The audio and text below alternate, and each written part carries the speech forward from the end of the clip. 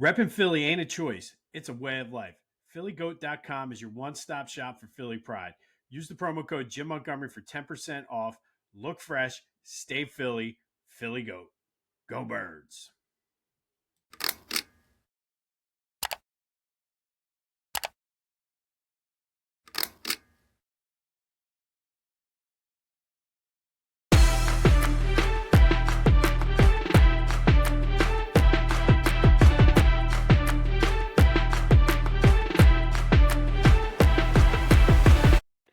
What's up, everyone? Welcome to this day in Philly sports history for November 5th, 2025.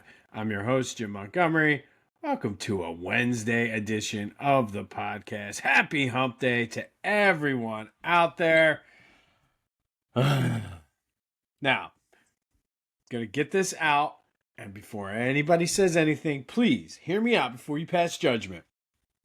Sixers lose 113-111 to the Bulls out in Chicago. Possible early season Eastern Conference Final preview if you wanted to go that far. But the Sixers blew a 24-point lead in this game. And I know what you're thinking. Because I started to think it too. However, this is a very young team, and there are some things to take away from this game.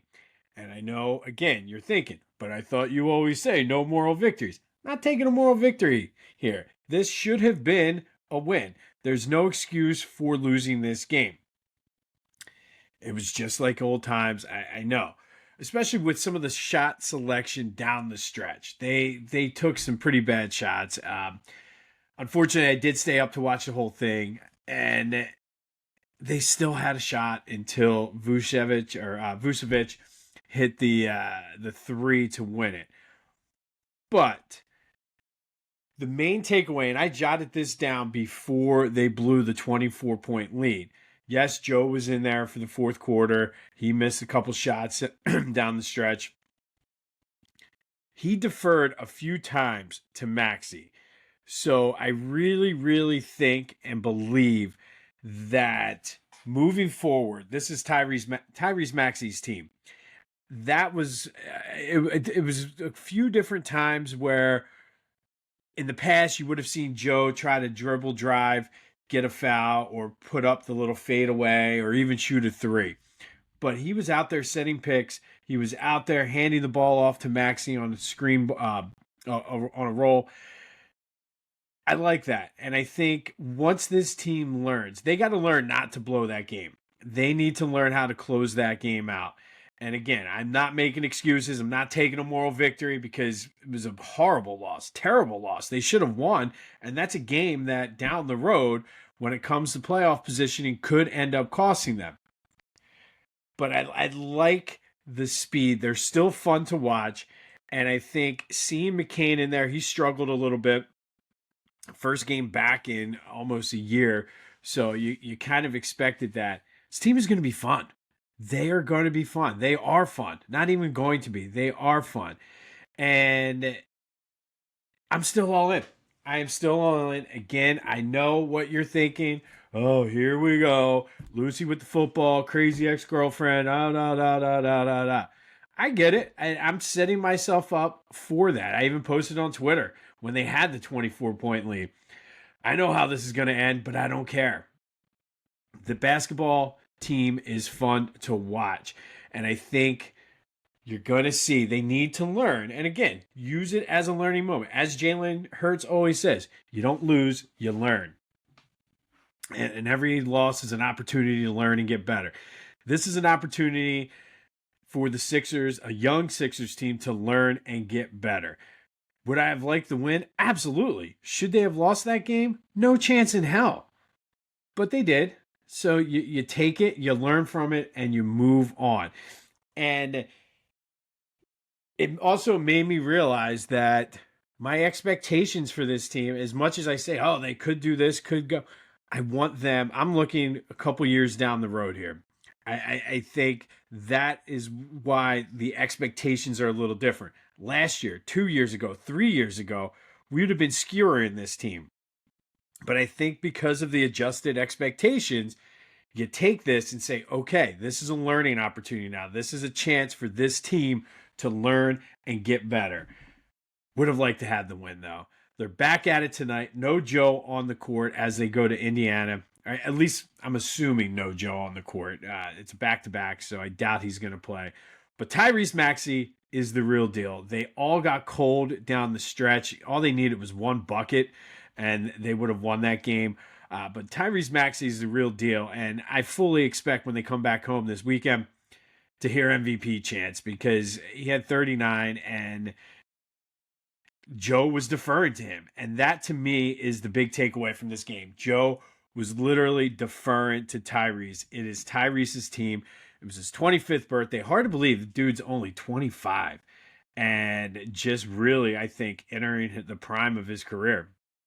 So buckle up, fans. It's going to be a fun season. You're going to have nights like this. Do they sting? Yes. Am I taking a moral victory out of this? No. Am I crazy? Probably. But here we go. Now to the other winner team who had almost a similar experience. It was a wild one for the Flyers up in Montreal. They did win 5-4 in a shootout. Got up 3-0. The team responded well to Rick Tockett's criticisms and essentially calling them out. But then they came right back, and just like last year, they gave up 4 in the second period. They had the Little League period, but battled back to send it to overtime. Bobby Brink had 2 goals, and I don't know off the top of my head. I think they lost 1 so far this year. They're pretty good in the shootouts. So good win for the Flyers, good response, good resilience by them. Can't go giving up 4 goals in the second period, though. But a win is a win. They get all 3 points, and they continue to roll. Hopefully, they're back on track now. And just like the Sixers, they're a young team, so hopefully they can take that second period, learn from it, and get better. But I was very pleased with the response and the way they came out after not really getting much offense going for 2 games. Rick Tocchet called them out. Come out and scored 3 goals in the first period, a couple power play goals too, which their power play has been pretty good this year as well. So it's going to be a fun winter. At least we're going to be entertained.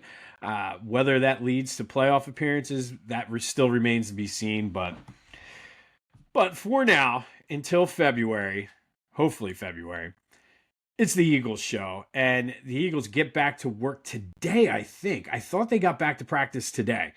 And I heard John Clark, and I don't know if they showed the video from last night, and he said tomorrow, meaning Thursday, but that seems late in the week to get ready, even for a Monday night game. Usually they would have had a light practice yesterday. But Eagles back to work this week. Nolan Smith's practice window is open. Jacorian Bennett is still going to practice. However, no more big moves by Howie. I know we woke up to Jalen Phillips yesterday, but what a trade deadline by Howie, because essentially Brandon Graham is like a trade deadline pickup. You got Michael Carter II. You got Jair Alexander. Jalen Phillips, I think, is going to be a huge piece for this. And then top that off with Nolan Smith likely being able to play and come back hopefully this week. That's a pretty good... The Eagles are significantly better than what they were at the end of the Giants game. Now, it still remains to be seen how that secondary is going to shake out. During his press conference yesterday, Howie said that Carter could play a little safety, which they're thin at as well.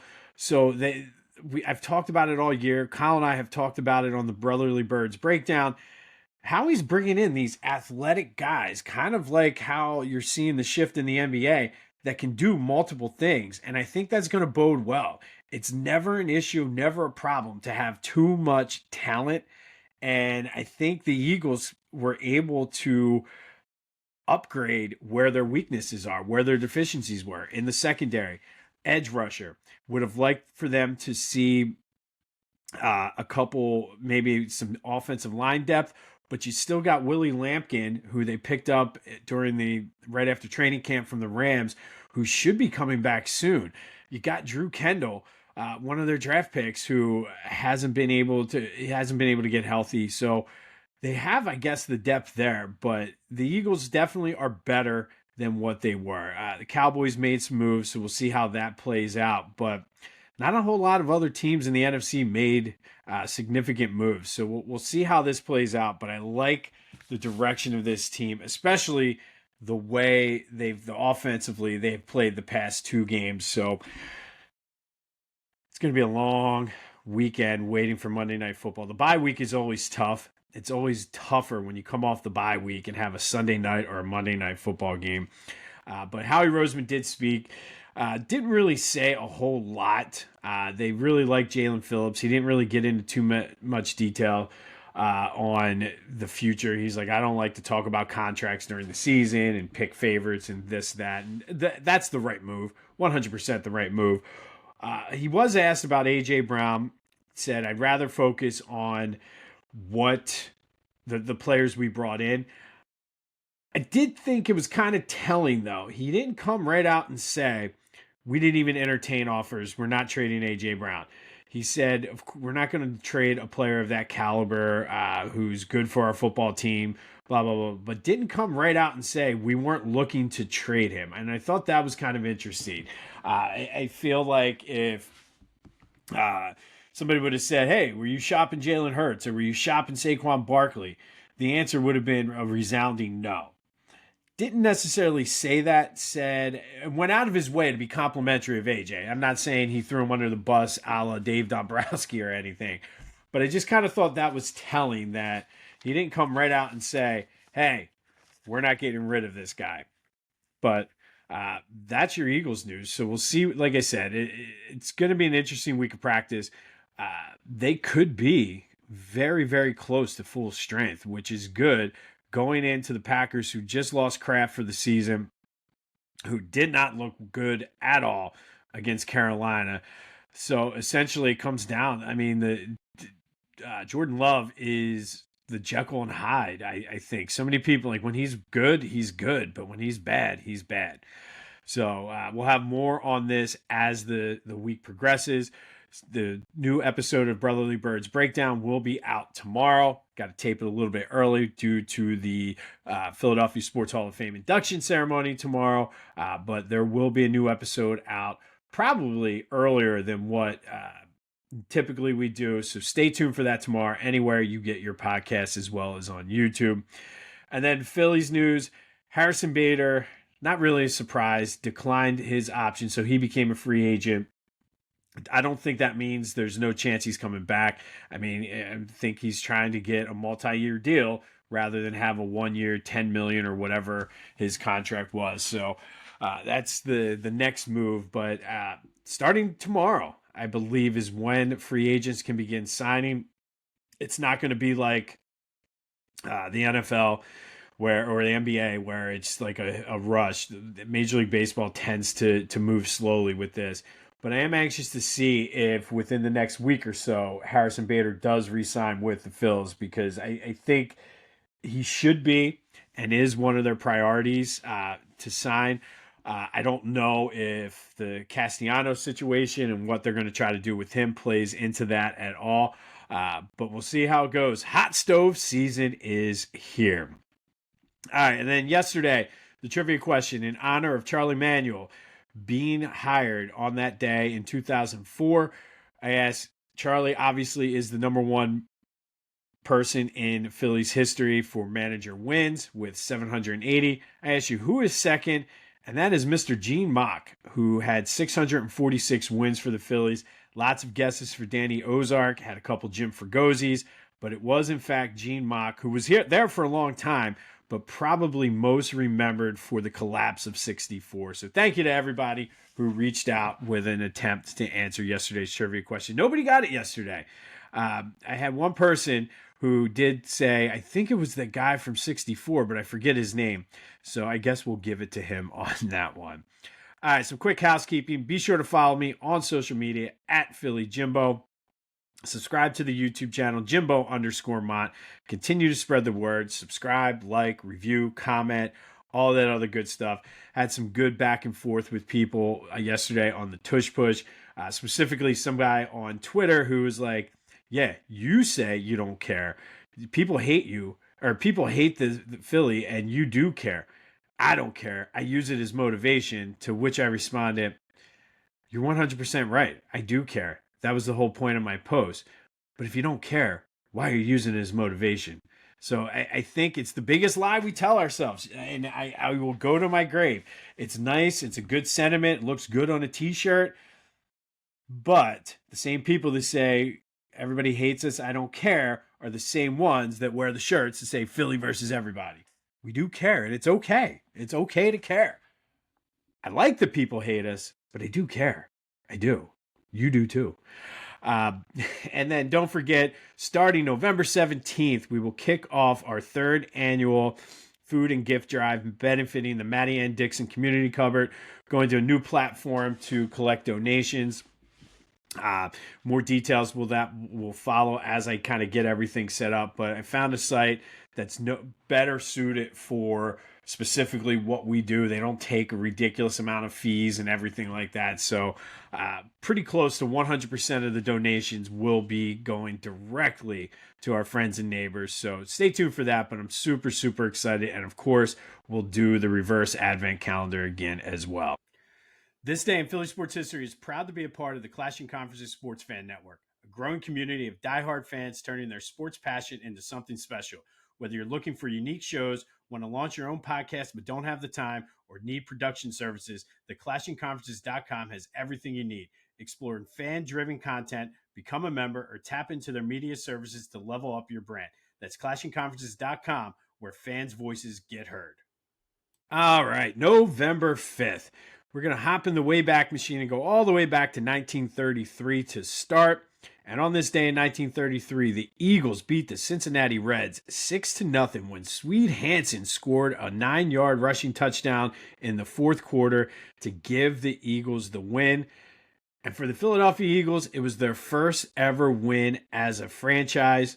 643 wins later, they're still going strong, looking for yet another championship. But the Eagles get their first ever win in franchise history thanks to a Swede Hansen touchdown in the fourth quarter all the way back in 1993, beating those pesky Cincinnati Reds. And then we're going to hop back in the Wayback Machine and come a lot closer to where we are now and go back to 2002.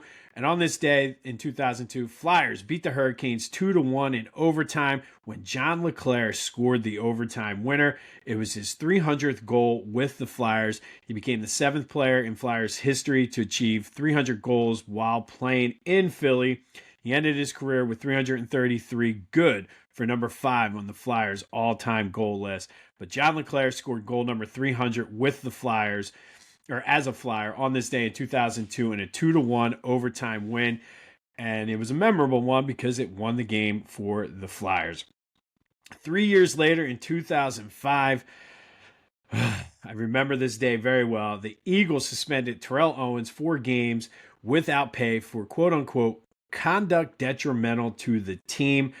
Leading up to the suspension was the interview with ESPN, which I didn't think that was that bad. And I think if that was the only event in a vacuum or in a bubble, I don't think he should have gotten suspended for that. If you remember the interview, he was asked about Donovan's injury and how Brett Favre was playing with the Packers. And all he said was, if we had a healthy Brett Favre, we'd be undefeated right now. And I don't think that's too much out of line, but I think in the context of everything else that went on, not long after that interview, later that day was when he got in the fight with Hugh Douglas.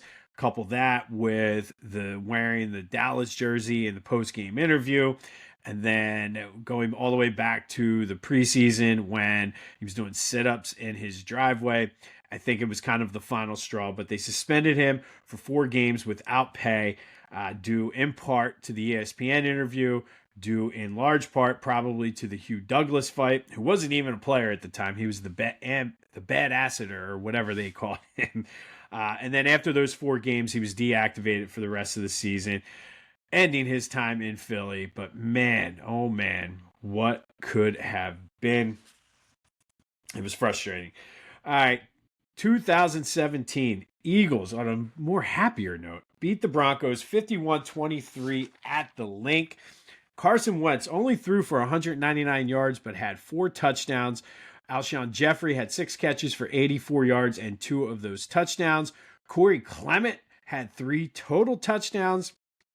The defense forced 2 turnovers and 3 sacks as they improved to 8-1 on the season. It was just absolute domination by the Eagles on this day, beating the Broncos down at the Link, 51-23. Just overall, the rushing game was going good, the passing game was going good, the defense was playing well, and this is when we kind of really thought, okay, we have something special going on here. But that does lead us to What If Wednesday, brought to you by Lotwin. Go to lotwin.com to get your 3D custom hype chains. These things are great. Youth basketball is starting, so these make good things for warm-ups. You can give them to the MVP of the game, whatever you want. Good quality. So go to lotwin.com for your 3D custom hype chain, and then use the promo code TCCPOD to take 10% off of your order. And we've touched on a lot of what ifs about this 2017 team, but never really dove into this one. And today it's what if Carson did not tear his ACL? What if he didn't get hurt with the Rams? Because as we saw with that game against the Broncos, they were unstoppable. And the more the offense put up points, the better the defense played. I don't think they were that strong of a defensive team, but they were helped out greatly by the offense. So they were unstoppable. And I guess ultimately, could Carson Wentz have handled the pressure? Likely would go on to win the MVP award that year, even if he did go into a little bit of a slump. I think he was playing at such a high level, likely would still win the MVP. But the most important question is, what would it have meant during that playoff run and the Super Bowl? Because part of the charm and the motivation for that team was that whole underdog mentality. They had the number 1 seed, but nobody believed that they would be able to run through the NFC. Not with a backup quarterback. Not going to happen. They likely would have been the favorites. So do they change the mentality? Could they have gotten caught by maybe the Vikings or even the Saints if things play out a little bit differently? The Rams, possibly. Does it change the narrative and how we feel about this team? I think part of the charm, like I said, of this team was that whole lovable underdog mentality and the Jason Kelsey speech. And granted, it still would be our first championship, but are they as beloved? Probably. But I don't know if the narrative around the team is as, like, it just makes for the fact that Nick Foles came in, backup, underdog, all of that stuff that played into it. I think that's what makes that Super Bowl so meaningful and so awesome for everybody. Carson doesn't get hurt. They kind of roll through. Maybe it's just very similar to last season and we're enjoying it like in a different way. But it's one of those things. Do they win it with Carson as quarterback? I don't know. I wish. I mean, on paper, they would have been favored. They likely would have been favored in the Super Bowl against the Patriots too. And does Tom Brady playing as an underdog then? Does that change the narrative in the Super Bowl? Certainly would not have been a Philly special. I do think they would have gone to the Super Bowl, or at least could have gone. But what are your thoughts? 267-495-8531. Would the Eagles have been to the Super Bowl and would they have won in 2017 if Carson didn't get hurt? And it's one of those the bigger what ifs in Philly sports because they all rallied around Nick Foles. They all rallied with the underdog mask and things like that. So you had a different vibe going into the playoffs. And does that win the old Philly curse or whatever you want to call it? Negadelphia come in, that old school Philly mindset. Does that come in and bite us in the playoffs?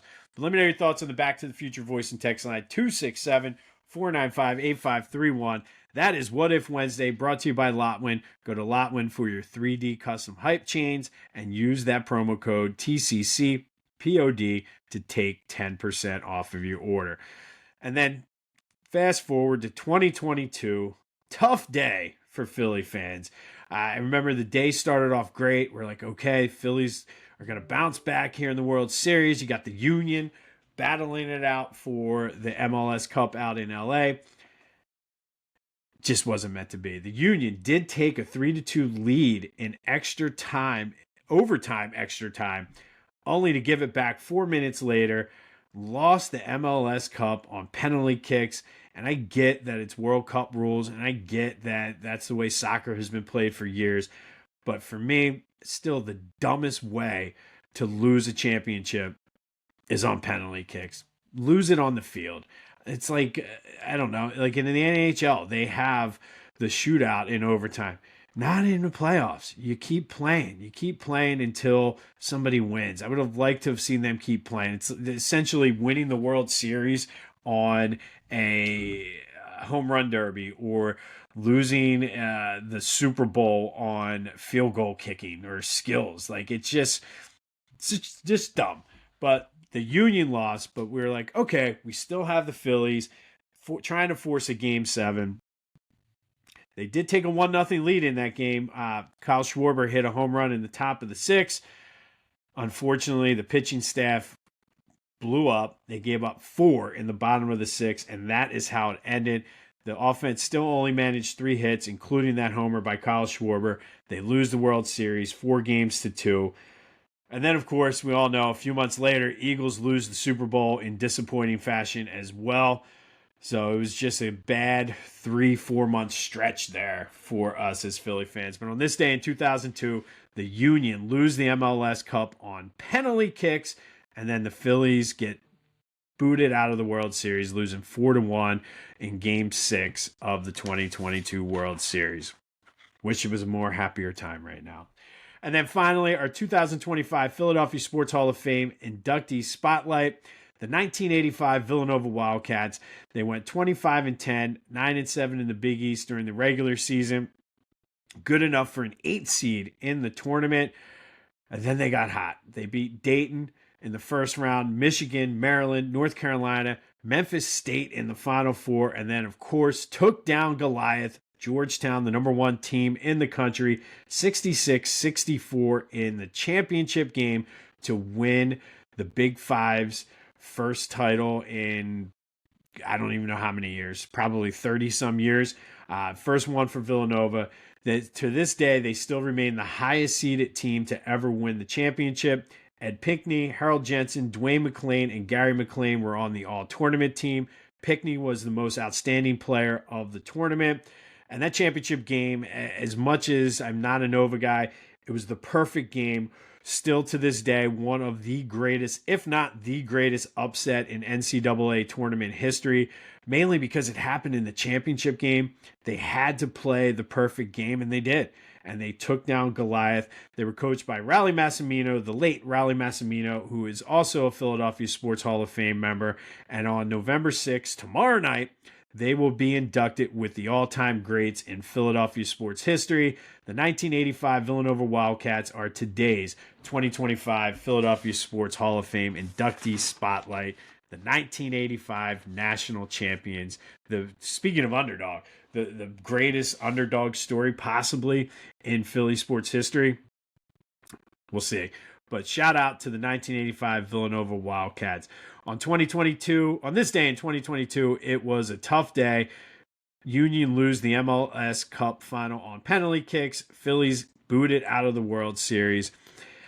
In 2017, Eagles beat the Broncos 51-23. T.O. was suspended on this day in 2005. That does lead to today's trivia question. Played a short time, basically a year and a half in here in Philly. How many touchdown passes did Terrell Owens catch during his time in Philly? Hit me up on the Discord channel, first link in the chat, or any of my social, as well as the Back to the Future voice and text line, 267-495-8531. How many touchdown passes did Terrell Owens catch during his brief time here with the Eagles? 2002, John LeClair scores his 300th goal in overtime to give the Flyers a 2-1 win. And then all the way back in 1933, the Philadelphia Eagles pick up their first win as an NFL franchise. This has been This Day in Philly Sports History for November 5th, 2025. My name is Jim Montgomery. Go have yourselves a hump day. And until next time, I'll see you when I see you.